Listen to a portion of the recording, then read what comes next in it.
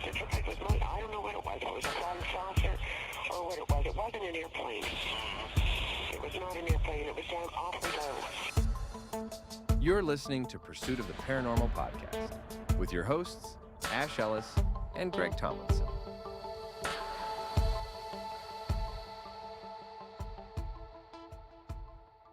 Hey Ash, how's it going? Very well, Greg. How are you? Yeah, not too bad, thanks. It's been a busy week, month, but yeah, all good. Yeah, all very good. busy week. Looking... Very busy week. Month.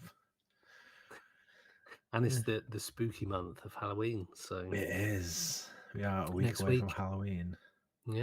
Yeah, we're recording this a week before Halloween as well, so seems fitting that we talk about our spooky and otherworldly experiences maybe this episode. Yeah, definitely. Yeah, I think that over the years we've talked quite a lot about our experiences on other people's podcasts when they've interviewed us. We've mentioned, I know I talked about some of my experiences a couple of years ago. I thought it'd be cool to kind of do an episode where we talk about our experiences and kind of things that have happened to us whilst investigating and whilst not investigating. Just kind of do like this is my story, my paranormal, unexplainable occurrences. Yeah, I think so. It's probably fitting to start with yours. Way back when? Way back in 1997. There was a comet around, if I'm not mistaken. There was the Hale. I always get mixed up with the Halley's Comet, Hale-Bopp Comet. I think it's the Hale-Bopp Comet. Hale-Bopp Comet, wasn't it? And that was born like March and April 97. So it was around that time. 1997. Young, wee kid, as I was. 1997, that's a long time ago, that actually. Wow. Yeah. Even before then, I did have kind of some interesting weird things. I was a weird kid. And then, we were all out in the street. In the street I grew up on, watching the comet. There's some kids, a couple of adults, about 10 of us, 8 or 9, 10 of us, watching the comet, just hanging in the sky because it was a clear night. And then all of a sudden, one of the adults, I think it was, said, "What's that?" And then from the area of the sky where the comet was, we just saw a classic black triangle craft objects, UFO, UAP, just come out of the sky and just traverse across the sky above us, pretty much nearly directly above us. Quite definitely clear triangle shape. The sky was like darker behind it, so it was definitely a physical craft. The object was dark against the sky. I mean, a light, like a white light in each corner of it, 3 white lights, and about the size of a 50p at arm's length. So it's quite a sizable object in the sky. I think like planes are probably a couple of centimeters when they're like really high up. And this was good 50p sized. I think 50p's back then were bigger as well. So they were big coins back then. Big 50p's. So a sizable triangle just went across the sky in about 60 seconds, maybe a bit less. And I remember I specifically remember the adults being like, "That's not a plane, that's not a helicopter. Like, we don't know what that is. It's too big to be a satellite. It's definitely a triangle shape. It wasn't a normal plane." And we watched it all, and then we stood looking at the sky for a few more seconds, and then adults went back to looking at the comet, and the kids went back to playing football. And I stood there like, "What was that?" Like, no one know what that was. Like, I'm like, "What the hell have we just seen?" But no one else seemed bothered about it afterwards. It's kind of just they'd forgot about it. And that led to a lifelong interest from the age of 10 to now I was trying to hide my age, but work it out very easily. To now 37 and still obsessed with weird lights and objects in the sky. Yeah. And so do you think that was the first moment that you sort of can definitively say that's the start of everything for you? Definitely, because I remember starting to get interested in it. And back then, obviously, there's no internet or anything like that. So I remember talking to my dad, and he ended up subscribing to I think it's called the X Factor magazine. What's it called? The X Factor. I got to Google this as I talk because X Factor obviously is a TV show nowadays, but I'm sure it's called X Factor magazine. Yes, it was. It's called the X Factor. What the hell is memories? I ended up subscribing to it. Well, my dad subscribed to it, but my dad was kind of interested in. He's more like into ancient civs and stuff like that. I remember having the binders. We ended up with all the binders on the shelf with all the magazines in it. So that kind of definitely kicked off an interest in it. I remember going to the library and renting books and VHS videos of like UFO sightings and stuff like that. What was available back then. So it definitely kicked off. And I remember as I the next couple of years, one of my younger mates who wasn't there that night, but I think he kind of, because I was a bit older, kind of looked up to me a little bit, and he kind of had my interests, so I kind of pushed it onto him a little bit. And we did have another sighting. I've never really spoke about it because I don't think it was anything. But there's one night where it was like dusk, like the skies was that weird color as it's going in. And there was these clouds, and we saw some object coming out of the clouds. I think when I think back, it was just our imaginations. That's why I never really classed it as a sighting. But we had this thing where we saw this big, like, Pop Independence Day craft coming out of the clouds. And I think it probably was around the time of Independence Day, actually. 1998 or 1999. And then it also sparked an interest in Nostradamus. So I had a mate called Mark, who was a couple years older than me, who lived a couple of houses down. And he had a book on Nostradamus. And one of his predictions was kind of translated by this book. And those different translations of different things into different books translate things differently from him. But one of them was that in I think it was in like October 1999, the skies of New York will burn. Terror from the skies. I specifically remember Terror from the Skies. So we thought, because I was obsessed with aliens at this point, being like 11 or whatever, that this meant alien invasion, and that we're going to get invaded in 1999. And I remember we went to the woods and we started building a base to protect ourselves from the aliens coming. And my mate had a dog, and we were like, "Oh, we have to make sure there's rooms for the dog." He was in his base that we were going to build out of sticks in the woods. But obviously, the alien invasion never came. But when you think back about that prediction, the skies of New York, I think it's that October 99, which isn't far off from September 2001, 2 years later. Yeah. Skies of New York would burn at 2,000 degrees or something, the word it is, and Terror from the Skies. It's like, that's pretty fucking spot on. That is pretty spot on. For what happened in New York. When you think mad. And Nostradamus wasn't like last year or anything. Like, it's like 1500s, I think. Yeah. It's like definitely hundreds and hundreds of years before. And it's predicted to that kind of almost the same month and just 2 years out from. That's pretty incredible. Pretty mad. So that kicked off a lifetime of interest that never ever faded, I guess. So That's so cool. What started what was your origin? So it's weird. Well, so mine was the paranormal side, really. When I was younger, I used to be fascinated by weird stuff. And Arthur C. Clarke's World of Strange Mysteries used to be on. There was all sorts of weird stuff on there, like proper scary stuff, like stigmata and people like having the wounds of Christ and stuff just like appear on their hands and in the same place where he was crucified. Those kind of weird stories, or dowsing rods and that. But there was one bit that freaked me out, and it was around poltergeists, and it was all around the Enfield haunting. And literally from there, I was petrified of ghosts. Petrified. I used to. It goes back to when I was 5.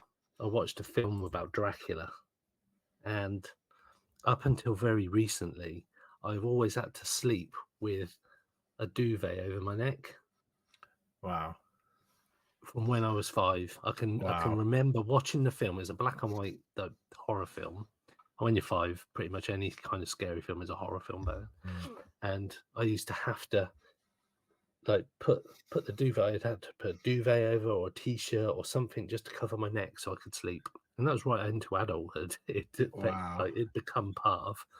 That's I mean, mad. so I was always into weird stuff, and then this poltergeist section came on. It was like, oh my god, this is the freakiest thing, that like something that's invisible can invade your home essentially. And at that time it was like a house invasion, and like start throwing things around and like pushing furniture and making noises. People were floating, and I was I don't even know when it came out. It was in the 80s, so I was probably single digits old, probably 9, 10, Mad. something That's like that. mad. And then it just became like a thing from there. And then it was X-Files and such like, and started getting into the UFO side of it as I got a bit older. And then my cousin was really into it, and my uncle not so much, but he was always talking about stuff. And then over the last 12 months, I've obviously there's been a lot of changes in my life, and I've moved, and I've got a briefcase that I've had since I was like 15, 16, like a proper thick old school briefcase that I keep. Like there's a lot of personal like documents and stuff like that from when I was young. I've got like receipts for when I used to buy vinyl, when I used to DJ when I was 18 in the 90s, just stuff like that I found in there. When I joined the Navy when I was 18, and I got loads of letters that people wrote to me when I was in the Navy, my discharge letters. Anyway, and as I was looking through it, I found printouts of an email conversation that I had with the Hull UFO Society. I started getting into UFOs like really massively at the start of the internet, so like 2000-ish. And then 2002, I was banging into it. This was when the internet was relatively young still, and broadband was coming in. It was like 2 meg per second, and that was super quick. Yeah. I don't even think it was like half a meg. Anyway, so I was emailing backwards and forwards, and I found the correspondence of why I printed it out. I don't know, of me talking about UFO experiences, like UFO stories with one of the guys from the Hull UFO. I don't know why it was Hull, because that's fucking miles away from Oxford. It really is. Yeah. And there's conversations of me arranging to go up and do sky watches with him, and this is like 2003, so 20 odd years ago. And I'd forgotten some of those details, and it's like, oh my god, I know when we've talked on previous episodes, I was like the paranormal, and you were the UFO. But then now looking back 20 odd years ago, so that's nearly half my life ago, in my sort of mid-20s, I was banging into UFOs, and there was a particular video that really got to me. It's Anthony Woods. Some people might never have heard of this guy. I saw a photograph in UFO magazine or one of the magazines, and it was him talking on Coast to Coast AM or one of those things. So I went on the website, and then I found the story of Anthony Woods, and then in UFO, I think it was UFO magazine, they done a DVD. I've got the DVD somewhere. This guy just recording UFOs and weird objects in anywhere he went. So he just took a camera out. So yeah, I just sort of, it all snowballed a bit like you. It just sort of became this thing, and my life, I'm just weird. Got into That weird would have, shit. and that would have been around the same time that I was really like around like when I was like 12, 13, around the millennium. Yeah. It was the Millennium Burgle. But yeah, around the millennium, yeah, 2000, definitely 2002, 2003 was the main bit of the UFO stuff, and organising Skywatch to go Sky. Never went up there. But the guy was like, yeah, come and stay with me and my wife. And now looking back, it probably wasn't the best thing to have been organising. Meeting strange people off the internet there, Greg. Yeah, I know. I was a front runner of being groomed. But On a serious note, I'll find out the paperwork, and then it just became this thing, and then like everything I watched was about UFOs, ghosts, and I went on ghost hunts and all that stuff, and it joined multiple groups, and a bit like yourself, it sort of like developed into this thing, and then we met. Probably, I mean, going back, what, about 5 years now? Yeah, Since about 5 years, since 4.5, 5 years. Microballers poker group on Facebook. I don't even know if that's a thing anymore. Is it? It still is. It still is. Because Mark Norris, Yeah, shout out to Mark who created the group. He reached out and said, "No, you're not active anymore. Do you still want to be a moderator?" And I said, "I'm not forced. Like, don't go in there, but I'm happy to stay. Happy to not." And he's like, "No, I keep you. You're happy to. I'm happy to keep you as a moderator on that group." I was like, "Yeah, I've never been there, but it is still a thing on there." Yeah, and then for anybody that hasn't listened to the early days, that we or any of our, when we talk about on other podcasts we've been on, there's always been an interesting route that we sort of like met on the admin group of a poker group on Facebook. Okay. I don't think we've actually talked about it on this podcast. I think we've talked about it a lot to other people, but not to actually. Yeah, because people ask, "How did you two meet?" Through poker. But yeah, so it was, and I can remember I think you put something up about UFO Identified, and then I was like, "Oh, I'm into all of that. I do this, or I'm into paranormal." And then we sort of messaged each other. And you were like, "I've always wanted to do a podcast. Would you be interested?" And I was like, "Yeah, why not?" And then 2 weeks later, the first episode was up. That was coming up to 4 years ago now. That's insane, isn't it? It's insane. And looking back, it's funny. I was looking back through my photo album. I don't know. I don't know what I typed in on my phone. Can I just stop you there? Is there anybody else in your room? No. Is there anything that causes a shadow? Because to your right behind your head, where that green thing is. Oh my god! I got goosebumps. A shadow's just got behind you. I'm recording a video, so I'll have a look back afterwards. But it may have just been. Oh my god! My whole body's got goosebumps. It may have just been something that you moved, but I'll have to have a look back at it. But it was like you didn't move. I'm pretty sure you didn't move, and a shadow just walked behind you. But yeah, I'll have a look at the video when we finish.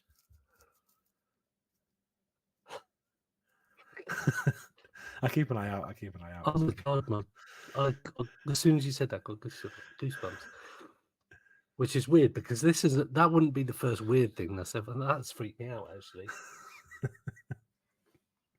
So I've been in where I am now. I've been here since July, I think. So I've been coming up for 3-4 months, and house feels completely calm. But that did just instantly freak me out. That's mad. It might be nothing. I need to watch it back, but it looked like a shadow behind you. It's starting again, and the reason I say it's starting again because we've had many things happen to us when we've either been recording or when we were Canuck had some weird things there.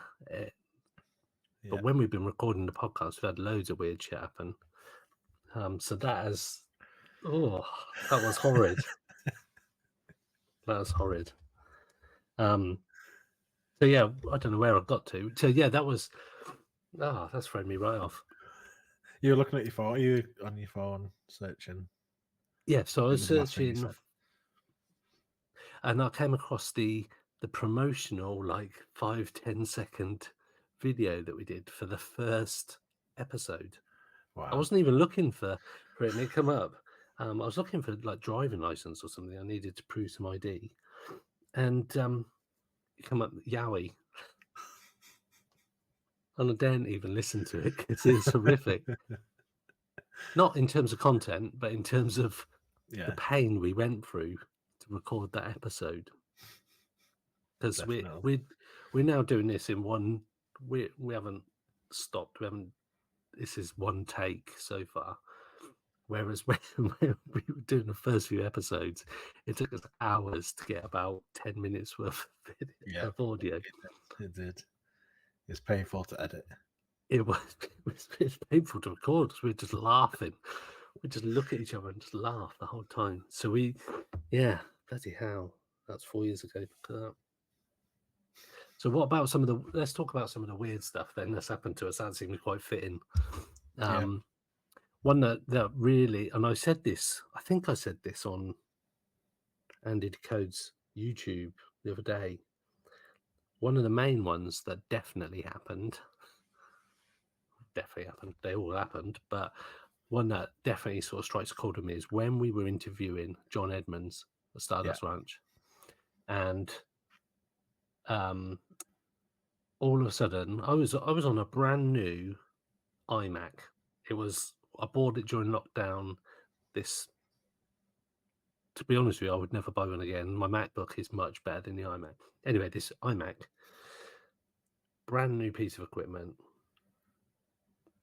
wasn't cheap either. So it's just, and we were on Skype because we literally had a couple of hours notice to try and interview him, and he doesn't have internet properly. So we had to try and figure out how we were going to phone call him on a in the Skype middle of landline. Skype landline and record it with 2 hours, and it was our 8th episode, so we weren't exactly super slick at that point as to what we needed to do in terms of recording. I think we were still on Zoom and that, or during lockdown, weren't we? Yeah. And we were on Skype and we were having a conversation, and I remember my computer just shut down. Skype went off, the whole thing shut down. It restarted, and then I come back on, joined the call again. I was like, sorry about that. And you guys were like, what do you mean? I don't know what you're on about. Because you never disappeared from my screen. You were still moving. It was like you were still like you are now, just on the video call. Yeah. You never disappeared or went off or anything. Like we would have seen you like messing with your computer or something, but you didn't. You weren't frozen. It was just you were just there. Like I think John was talking, we just listening. You were still there, and then came back and was like, "Sorry about that." And we're like, "What do you mean?" You're like, "I had to log off and back on, and sign, restart computer." Like, no, you didn't. No, you never. You've been there the whole time. That was weird because the thing is with Skype and that, you have to you log in and you have to try and join the call, and I don't know what happened that day. That was weird. That was proper weird. But yeah, that's the main one that has struck a chord with me. That definitely was. So we've had we've done all sorts of stuff on it.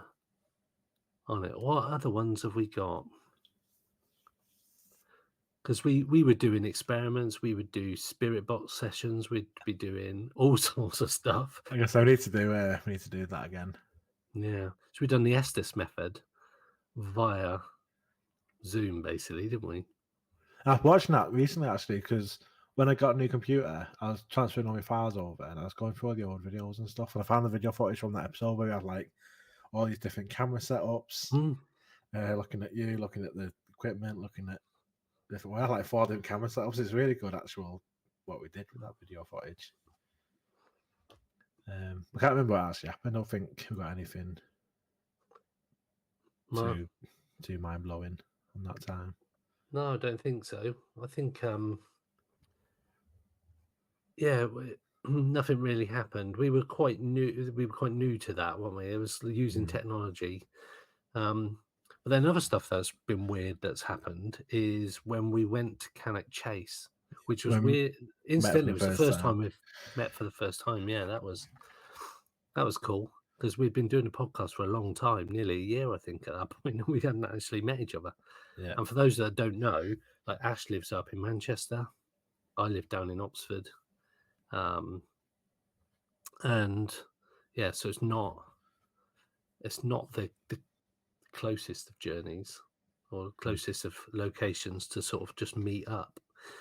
So Cannock Chase was our first outside broadcast. And yeah, loads of weird stuff happened there as well. I had my camera set up. I had a DSLR camera, and it took a photo. It made the sound of the shutter noise, but when I went to the camera, hadn't taken a photo. There's no one near it. No one near it. It was just pointing away into the forest. And I do remember, and again, can it come up on the live stream the other day, was that you had spotted something in the woods. Yeah. On the viewfinder on the camcorder. Yeah. So I just said, "Oh, I'll go down there and have a look." And I walked off. I don't know why I was so brave, but I walked off, and I sort of stopped. And well, when you were already in the woods, you'd gone for a wander. I might have done, yeah. You were already quite deep into the woods, but to the left. And then when my camera was pointing, I was like, "Oh, I saw something weird in the bushes, like straight ahead." And then you were already ahead, and then you went and walked into the view of the camcorder, and you stopped exactly where I had just seen something on the viewfinder. We had And there's no way no of way knowing that I'd just seen something. Yeah, that was weird. And then we had like we used dowsing rods, and they started spinning in the same location as well. You said he went there and stopped there because there's like a weird feeling in that exact spot where I had seen, because it was quite small on my screen. I don't know what it was that I saw. It was just something in the little bushes, and you stopped exactly in that place. When we asked you why you stopped there, you're like, it just felt weird in that spot. Yeah.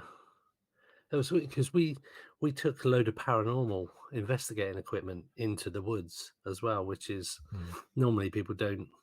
I had like a pink teddy bear and a REM pod teddy bear, and we had K2 meters and all this kind of weird stuff going into a woods, which is renowned for like cryptids and strange phenomena. But it only got weirder that evening as well. I do remember that. And I've never had so many weird experiences. We went to Castle Ring. Yeah, Castle. And we met up there, and it was dusk. It's a very strange place anyway, where there's been reports of all manner of weird stuff. And we done the Estes method, which seems to be the one that gives us good results. And I think a lot of people get good results from the Estes method. Yeah. And we've got the video somewhere, and there's one bit where I say about, can you name any of us? Which is quite there was me, you, and Abby from UFO Identified, and you clear as day just said her name as she walked past you. Yeah, the video's mad because you're sort of a few feet away from me. I got the headphones and the blindfold and everything on. You say, "Can you name one of us that's here?" or something. Yeah. Abby walks in front of me, sort of off camera. I say, "Abby." Abby spins around, comes back, and was like, "What?" And you go, "What the fuck?" It's like the timing is impeccable. Like, because we'd recorded the audio on like some other bits, so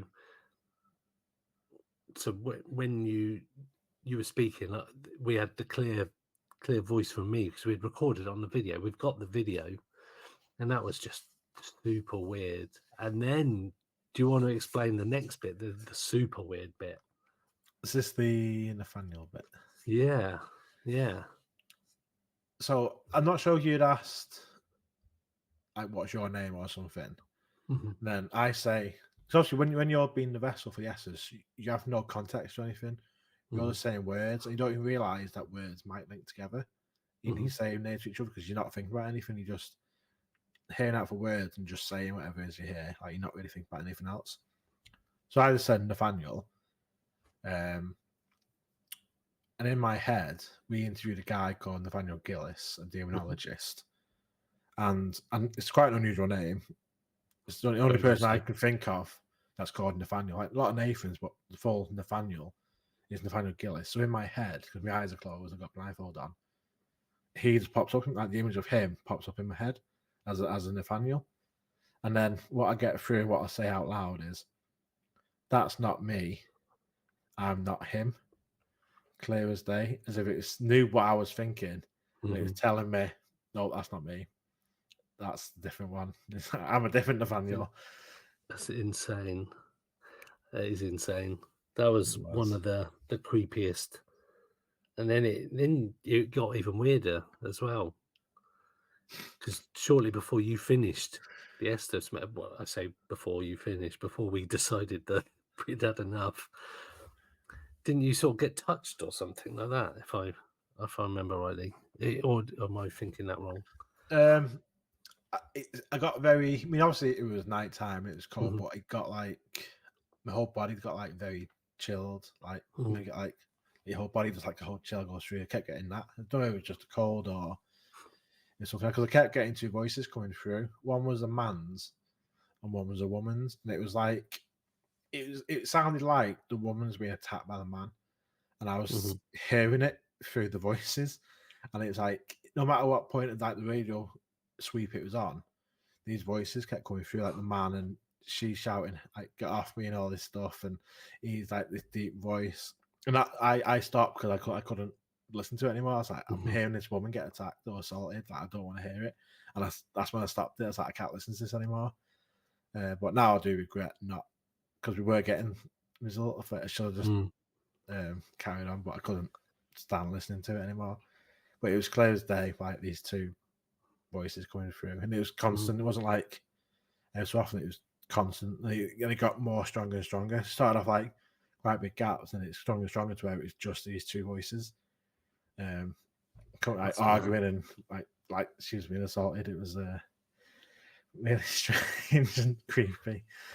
Yeah, and it was a creepy environment as well, because I remember it all went really quiet. All the birds stopped chirping and everything. And if anybody's ever been there, it's fucking creepy. I think at the best of times. And this fog just came in. This mist just like rolled in. It's like fucking hell. That's when we were like, yeah, we need to go. Yeah, it was very much like that, and it was. I remember it seemed like a very long walk back to the car, which was almost a run. It was it was horrible. It was horrible. But that was the first time we met, and then loads of weird shit was happening, and then then we came to your basement. Yes. The infamous Ash Ellis house basement, which has never. We've always, when we've been down there, there's been stuff happen all the time, and for anybody who's not listened before, I don't know why you haven't, but we've spoken about Ash's basement many times, and it's so weird saying it. And it's like the outside of a house inside. It's very weird to describe. There's windows and doors inside, as though it's a house built on top of a house type thing. It's almost like it's a street in the basement. It's a big ass basement. It's huge. The building I live in is big. It's got like 12 apartments, and the basement stretches under like the whole bit of the land. So it's a big ass basement with probably 10 or so different rooms and corridors and passages and stairways and random holes and stuff. So it might have been outside. I don't know. It's weird. Yeah. It's weird. It's obviously hundreds of years old. And we've got the video as well. We were doing like just some recording down there, and we've got the video where I'm just holding the iPhone at arm's length, just getting a shot of me and Ash, sort of like saying goodbye type thing. And literally wrapping up the filming. Yeah, which has never seen the light of day. That filming, we never put it out properly, No. and we hear a noise, and on camera you can see us hear that noise for the first time, like something, like a stone or something outside the room It's we were in. like something was thrown at the Mm. wall just outside. It's that kind of stone on stone sort of sound, wasn't it? That Yeah. like almost like a small Yeah, stone on a it was wall. a proper noise. Or it wasn't like a little noise. It was clear. Mm. Something hit it with some force. Like it We was. both heard it, and it was just we were still filming at that point, and you can see our reaction at that point, and it's a lot of stuff has happened just in that sort of little section outside. We've heard running water and stuff like that. Yeah, and in that place where we were in one of the rooms, and it was whatever it was thrown at or hit just outside the door to that room on the wall. So the wall to that little room we're in, and there's a little corridor. And earlier this year, I think it was, the girls wanted to investigate were in my basement doing investigation, and we were all in that same corridor. So there's 5 of us, there's 4 of them plus me. I think there wasn't a guy come with us, can't remember. Not sure if Chris was there, can't remember now. There were definitely at least 5 of us. And me and Tony heard a proper breath next to us. We were all like kind of together to go, like proper loud breath. So we both went, I went, did you just hear that? And Tony's like, did you hear that? Please tell me you heard that. I was like, I just heard like a breath, like a sigh next to us. None of the other girls heard it. I think Sarah said she might have heard it. But then Sarah was filming in the room that we were coming out of into this corridor. And when she watched the footage back, she captures the breath on her footage. And then us saying, did you just hear that? And that was in that corridor that someone was throwing at us. Bear in mind, it's a big basement. And then Andy the Codes came down because he'd heard about the basement, and he was up in Manchester and he wanted to come and see the basement for himself. So we went down there, me, him, and his mate. Went down. Again, this is all filmed. It's all on camera. And I've not actually talked about this on the podcast yet. It's happened probably 6 or 7 months ago now. And I've not been back down there yet. I've not been back. I still don't know how I feel about it. Because I love strange stuff happening. I don't mind strange stuff happening to me. But what happened is it didn't, at the time, it proper knocked me for 6. I was like, what the fuck is happening? Like, this is in my house, basically. This is like just below my feet near enough. I'm on the first floor, but this is in the basement, so 2 floors below me. And pretty much in this area as well of the house.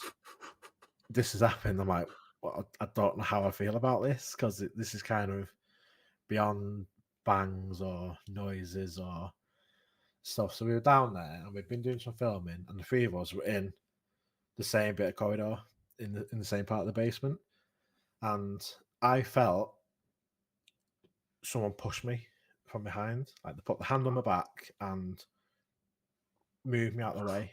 And I liken it to maybe in like a busy bar or pub, like when you squeeze past someone, you kind of put your hand on him. It's kind of like shift them a little bit, like, excuse me, kind of like move your body a little bit so they can squeeze past you. And it was like that kind of movement. Someone had moved me out of the way of where I stood. So I was like, what? So sadly, Andy was filming like the opposite direction. So I was behind Andy. He had his night vision camera on, recording. So he spins around with his camera, and I'm like, he's like, what's happened? I was like, I don't know. So I'm turning around and I'm thinking I've just backed into the door frame behind me. So I can't think of anything. Like, something just hit me. But I was nowhere near. I was a good 1.5 to 2 foot away from the door. There's no one behind me, nothing behind me whatsoever. I was like, something's just pushed me. Like, someone just physically moved me. Like, no one stood, because they're both stood in front of me. So I'm just like, what? And then again, we got all the video footage of this. So he turns around, and on the footage, he's looking at me with the video camera, and the other guy's looking on my back. And the other guy goes, "Oh my god!" So I'm like, "What?" So Andy's looking on his camera, can't see anything in the night vision camera. His mate gets his phone torch, phone lights my back up with his phone torch, and there's a handprint on the back of my hoodie where I had just been touched. So obviously I can't see it. So Andy's taking pictures of it with his phone and stuff. I was like, "Fuck the fuck!" And they both felt it, and he said it felt kind of like a greasy, like a Okay. it's kind of like an oily feeling.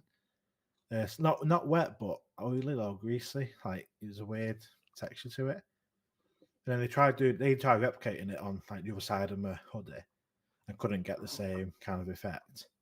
Mm. And then when we then looked at we came upstairs, when we looked at the photo closer, we both looking at it and we both sort of had the same picture. It's like it's a handprint, but there's three very distinct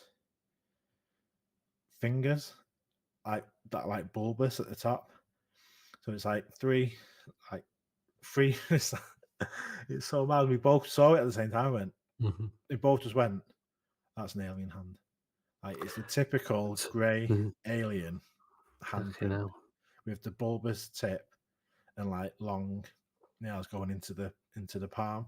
Like he literally Googled grey alien hand, and that is what's on the photo of my hoodie. And then I took my hoodie off, and it had gone at this point. It wasn't on my hoodie anymore. And I was trying to replicate it. So I was doing handprints. I was touching my hoodie myself. I was trying to recreate it, and I just couldn't get the same imprint or the same like weird oily texture that it had. Oh God! So it's like, so it sort of went. So in that moment, that night, I was sat here, I was like in this exact chair, and I was like, okay, so it's gone from something in being in the basement that's throwing stuff at us or made noises to a spirit that has touched me, which is okay, not too bad of a thing. But have I got an invisible alien in my invisible grey alien in my basement? It's like that handprint is just. I don't know. Andy showed that on the YouTube channel the other day as well, and it's weird. I know he loves. I know he loves that. The story. It's interesting you say about it being a bit like greasy or whatever, because I think, wasn't it the Virginia where they the alien that they captured or was spotted had a like a greasy kind of texture. So as soon as you said greasy kind of texture, that was I remembered the is it Moment of Contact documentary. Yeah. Where they talk about Virginia and they specifically said it had like a greasy kind of fuck. It's my like I said. So how does that make you feel? How does it make? I know you said that is a different thing completely. At the time, it really knocked me. I was like, "What am I dealing with here? Like, is there something in the basement? Is there an invisible alien in my basement? What the fuck?" Like, and it's mad because doing what I do with the UFOs and the paranormal, someone then said to me, someone was like, did similar work to what I do, and said, "Oh, I've got this alien in my basement that pushes me." I'd be like, "Fuck off." You know what I mean? It's like it's too unrealistic. You know what I mean? It's like no one's gonna believe this. Like, we got the photo and the video footage immediately after, but there's nothing else apart from me saying this is what happened. You know what I mean? It's like that's why I've not really spoke about it in like 7 months. Andy has. I know he has to put multiple people on multiple episodes, which is fine. I said he can. Like, I'm not bothered, but I've not spoke about it myself. Because one, for that reason, I think who the fuck's going to believe this? It's too much. You know what I mean? But You say that, but we spoke to John Edmonds, who claimed to have killed 19 aliens with a samurai sword. So you see, I might need to get a samurai sword. Yeah, I think you might have to. But from that, and then you say what you're experiencing. That's not strange. That's just, well, it is strange, obviously, but it's not unbelievable. Like, it's not too far out there. Considering the kind of conversations we have with people, it's actually quite tame compared to some of them. But that is insane. And I'm glad that all the experiences down there have been with other people, like with you, with the girls. It's been different people each time. Yes, it's been other people experienced it with me. Yeah. like I said, I've not been down there since with anyone because I will go anywhere. I Mm. recently went to Cannock Chase with Andy when he was Yeah. recording his documentary thing, and they all went home, and I went to the German War Cemetery on my own at 2 a.m. in the morning. I just hung out there on my own. Doesn't faze me. Go to the forest on my own at night. Doesn't faze me. Going into my basement in the middle of the day with the lights on, with daylight shining in through the gaps, I can't do it. It's just it's something about it. It just totally sends the senses off straight away. I'm like, you have to go down to go to the electric meter, which is what's down there. I'm just in and out there fast. I do not like being down there. Whereas everywhere else, does not bother me. Any time of day, in the middle of the day with bright daylight with lights on, I can't even go down there on my own. It's a strange place.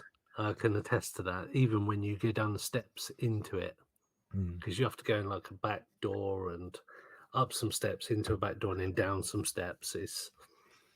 It doesn't feel like it's the same building that you're living in. It's like you've just gone into, and it is a weird place. We've set up a Ouija board and started doing that, and like the batteries go quick on the GoPro type cameras, and it's just got a weird vibe about it. It really has. So what do you think?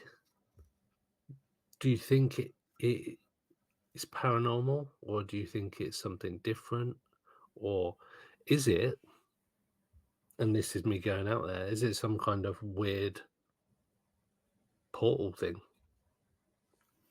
I'd love to have a portal below my house. Mhm. My own little Skinwalker Ranch. Why not? Could be, I mean, this if could be why I anywhere was moved to there. have This it, could yeah, have drawn me to here for this reason, hmm to pick this place, which is train miles from where I lived before. Like, it's not like I moved around the corner. I moved to a different city to move to this place. yeah, I don't know. And I was talking to someone about it a couple of months ago. I think it might have been my partner actually, and we were talking about how is the paranormal linked? Are aliens and ghosts potentially the same thing? So we think we talk about CE5, and I was doing CE5 when you're basically calling out for the aliens to show themselves and let us know that they're there. When you're doing ghost investigations, you're saying the same thing. Let us know you're here, show yourself. So what if it is the same thing, just present themselves differently?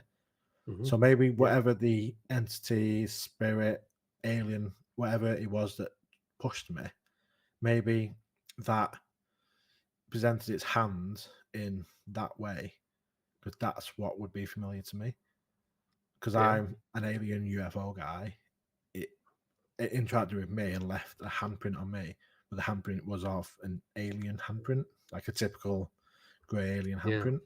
Whether it was someone else, it could have been a full human-like handprint, because they're more, if they're looking for a figure, maybe it's not an alien, maybe the entity is just presenting itself in that way to me, because of, whereas someone else, it would have presented itself differently. That's just something I was thinking about while talking about with. And is that why? Is it an alien, or is it a spirit that can, or whatever the other is, whatever phenomena? There's definitely a phenomena down there. Whatever it is, definitely, 100%. Whatever it is, it's just presenting itself in different ways, and that's the way it presented itself at that time. That's freaky. That's even more freaky than it just being like a spirit or an entity. It is an entity potentially that takes many forms, which is quite weird. That's probably more likely than an alien living down there. Is it? I don't know. I don't know. And that's the thing. Like, I know when we started the podcast, and it was just all a bit like, wow, you've got the ghosts, you've got the UFOs, as they were back then. They were called UFOs back then. And then over time, with people we've been speaking to, and they've all got shared experiences of these different things in their life. And is it, and I know we've covered it off many times, is it one thing and it's just presenting itself differently? But your basement is, it's definitely something not right about it. And it might be getting knocked down. I know I told you that we got notification from the council that they're putting an application in to knock the whole building down and rebuild. Hopefully it doesn't happen. They're going to be homeless, but or have to move out at least. But that means the basement's going to go. So we need to get down there sooner. We do need to get down there. And maybe news of that might stir something up. Oh Jesus! Can you imagine? It might know that something might happen to the building, to the land. That might stir something up. And I know for a fact that you've mentioned it before on the podcast that the basement isn't the only weird stuff that's happened in your apartment. Because I know one of the first times we started properly talking and you'd moved in there, that you'd said that the bathroom door had been Someone tried rattling. to get in the bathroom when I was in there. It's just scary as fuck. Like, you just think someone could come in on you. Like, obviously, it was locked. The sliding lock was across. Otherwise, it would have opened if that sliding lock wasn't on. But there's nobody there. There's nobody in. So the door would have just like opened on me. Never done it before. I've never done it since. Like, it's just that one time. We've had times where I've heard my partner shout me, but then he hasn't. So I'm like, what? Like, what are you shouting me for? I'm busy. Like, but he never shouted me. And the main time I remember, because we have a long hallway that leads from the lounge here to the kitchen, and it's an old building. It's very creaky, and the floorboards have a very specific creaking noise as you walk down it. So you know exactly what part of the hallway you're in when you're walking down. There's 2 little steps as well.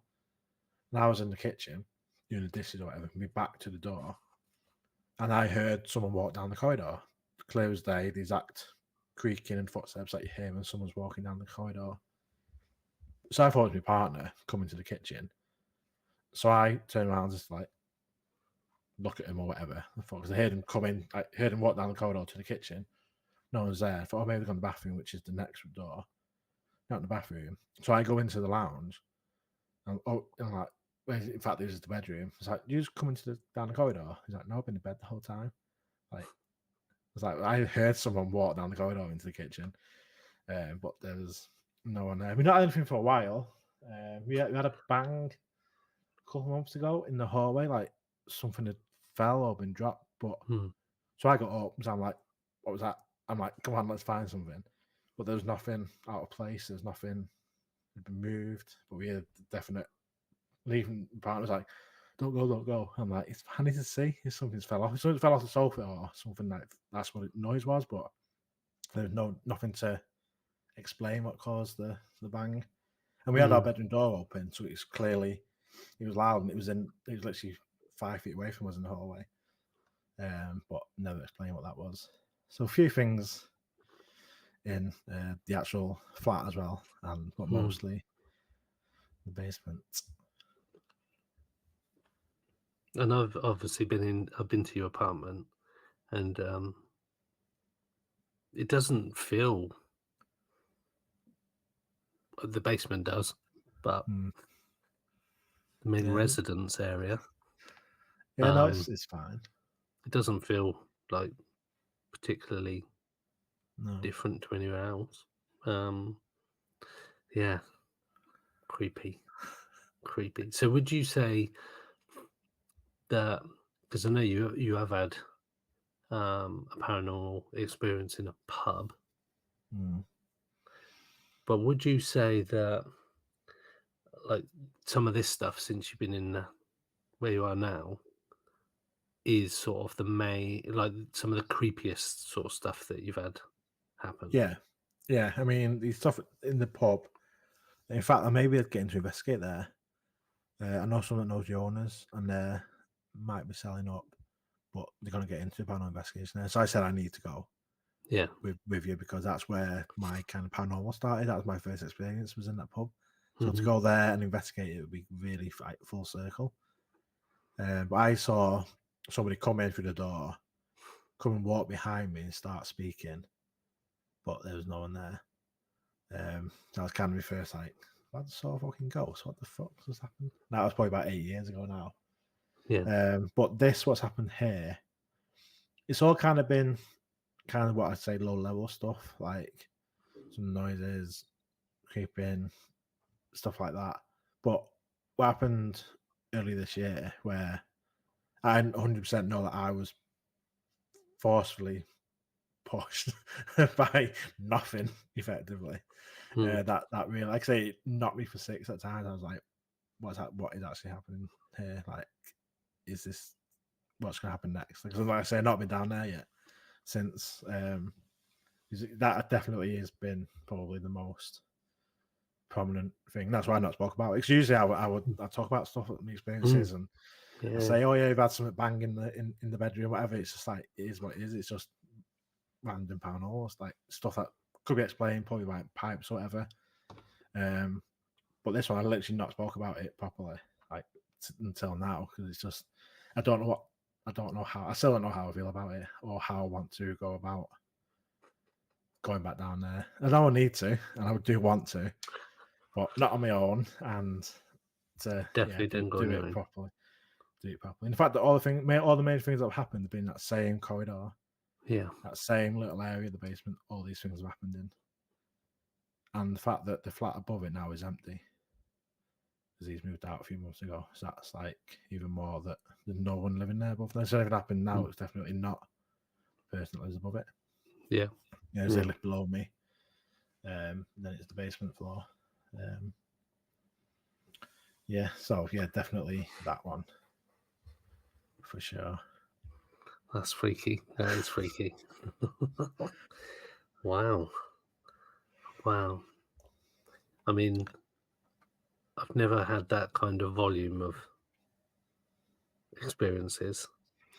It's mad because I was never a paranormal guy, and like I say, if I heard someone else saying, especially the hand stuff, I'm like, So it's like kind of like, would I believe it if someone was telling me? I do believe people. I take people at face value. Yeah. You have to. With doing UFO signs and stuff, you take it at face value. With the lack of any evidence, which we have the photo, but people may come up with explanations for the photo. We're not seeing any yet, but yeah, know more stuff. Maybe I don't know. There's a drip of water or something. I don't know. But like we said, when we've interviewed people before, it's like you can't, unless you were there, you have to take that person's word for it, unless they're clearly bullshitting. But a lot of people who are brave enough to tell their version of what happened, you can't do anything other than just sort of listen and essentially accept that is the truth. Yeah.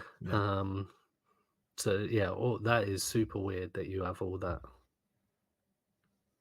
stuff in one place.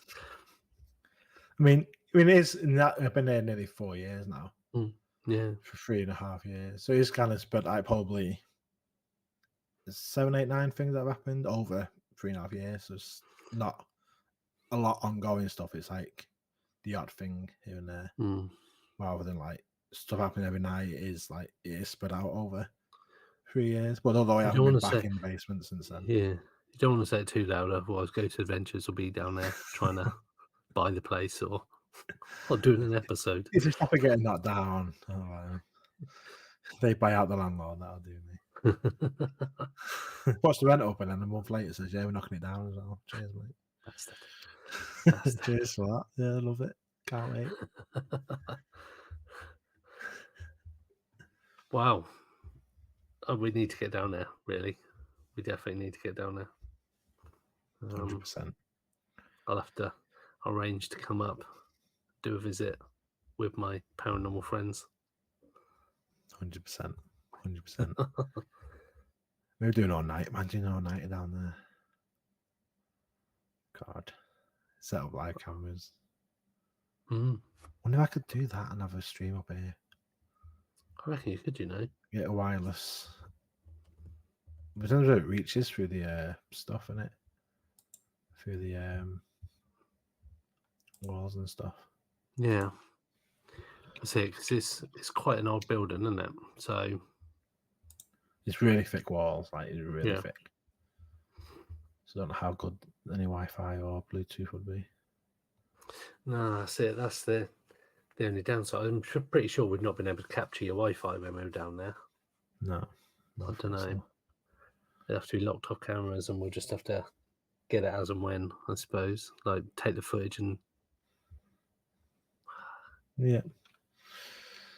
wow. I look So, forward to it. So that's a yeah. little bit about some of our experiences. We could probably there are more because there's a lot more we can talk about. We'll have to do that in a future episode. But this has been fun.